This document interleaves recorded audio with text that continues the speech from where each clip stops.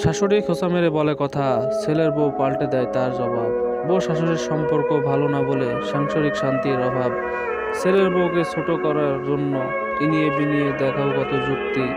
ছেলে যদি মায়ের অন্ধভুক্ত হয়, বউ হারাবে তার সাংসারিক শক্তি। বউ আর শাশুড়ি দুজনেরই সংসারে সমান অধিকার।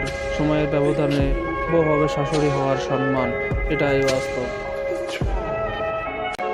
শাশুড়ির ছেলেকে ভালো লাগে, শাশুড়িকে না।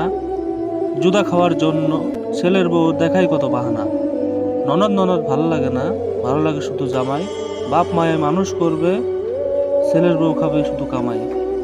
কারো চরিত্রের সাথে যদি মিলে যায়, মাফ করে দিবেন।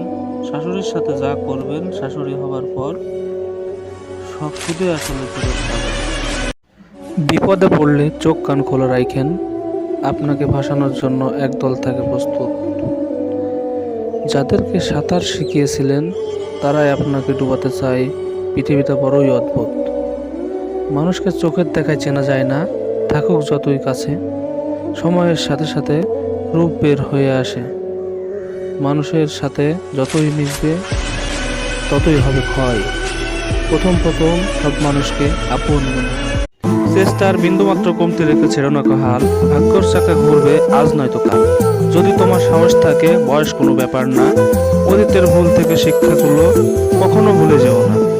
শেষ বয়সে এসেও অনেক মানুষ সফল হয়েছে, ইতিহাস ঘেঁটে দেখো।